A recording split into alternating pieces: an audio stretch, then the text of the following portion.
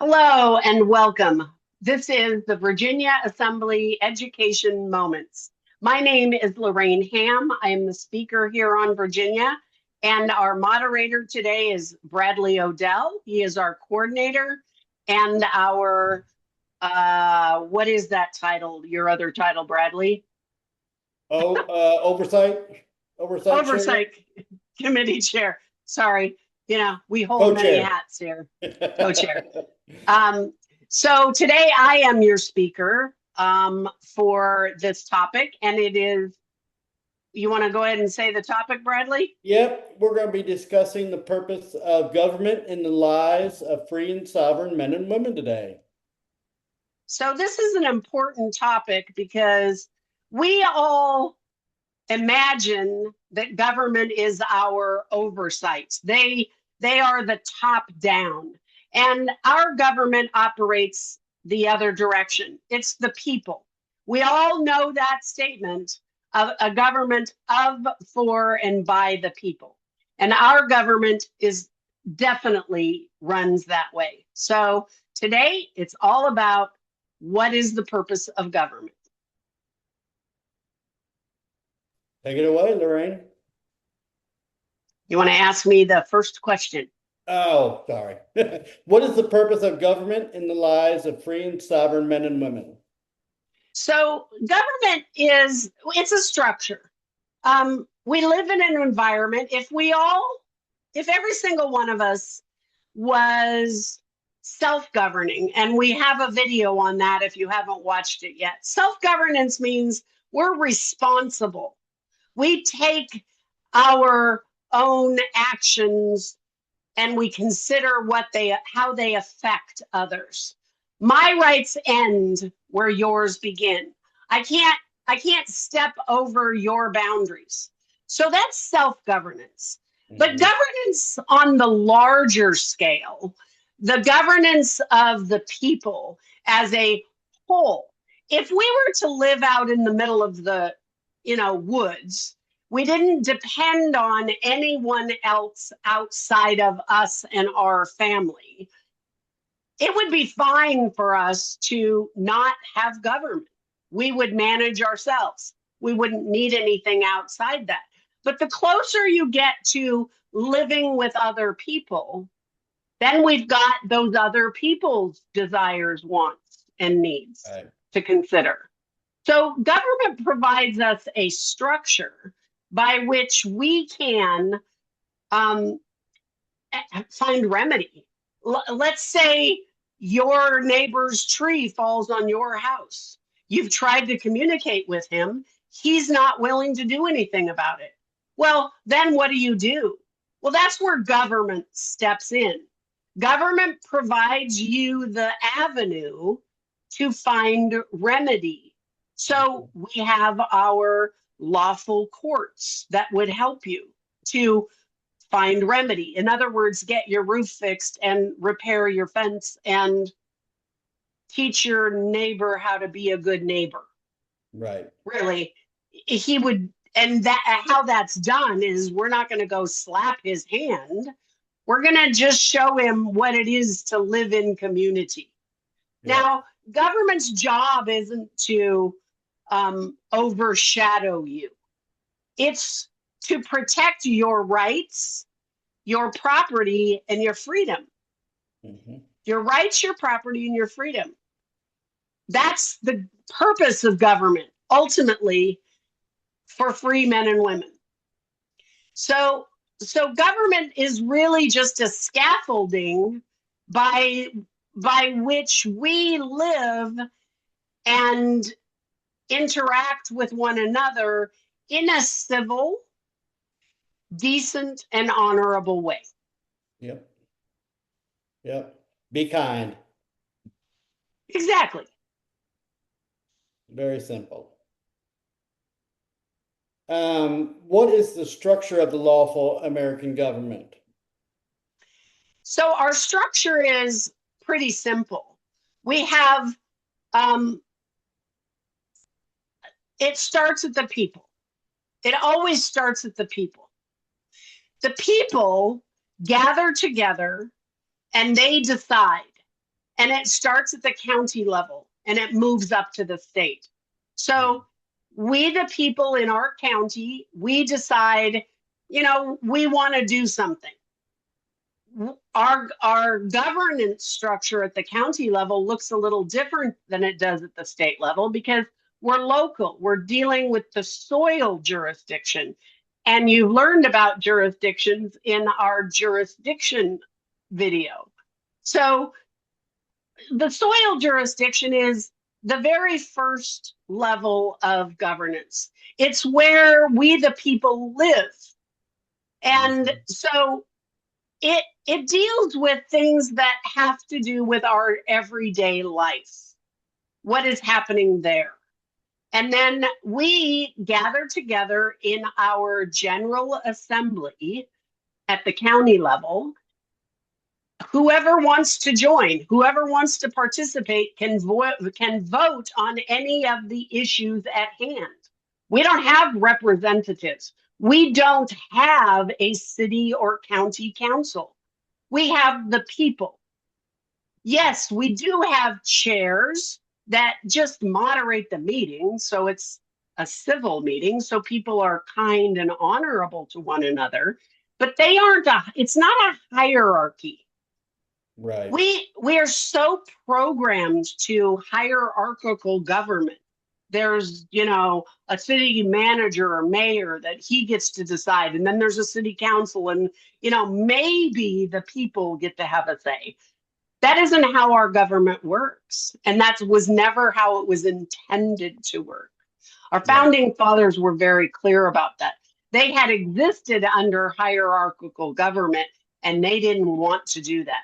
They knew that the power was vested in the people, that the people knew better how they wanted to live their lives than anyone else. So each county is like its own little nation state. And each state within the union of states is a nation state unto itself. So each one has its own sovereignty and its own rights. This is new and almost radical to what we've experienced in the last 160 years. So it exists with the people.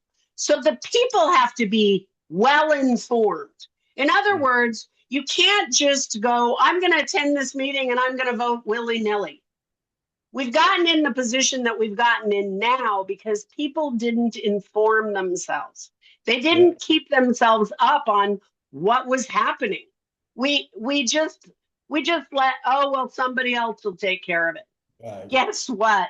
When you let someone else take care of it, they will.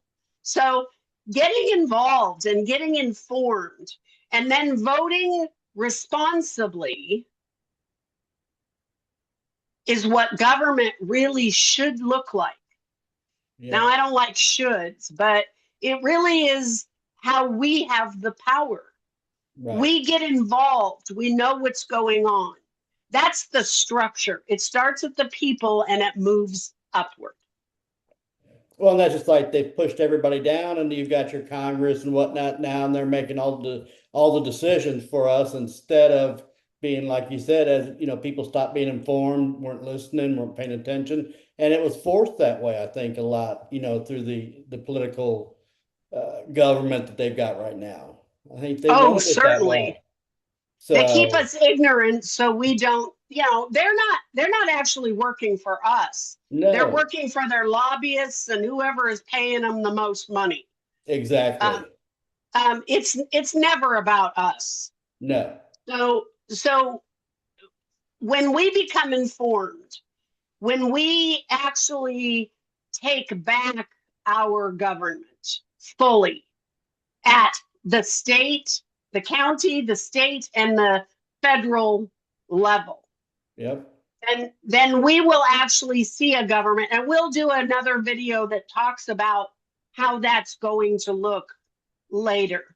But if the people are informed, if they get involved, now I know that it takes effort, but in a world where you are actually taking responsibility for yourself, how your family lives, how your children are educated, how the actual functions of your local governance operate, Yep. the power and freedom that you have. It opens up a whole world for you because now you're not overlorded. Yep. Excuse me. For instance, we don't believe in law enforcement officers. We don't believe in that. There are laws, and those laws are enacted by the people. So right now you live under statutes, codes, and ordinances. Those Right. aren't laws. We don't believe in anything that's not a law that has been enacted by the people. Yep. So your life is freer because you're no longer, have these things weighing on you. So And so many that you don't even know what they are or anything about them. there's something like 80 million statutes, codes, and laws on the books.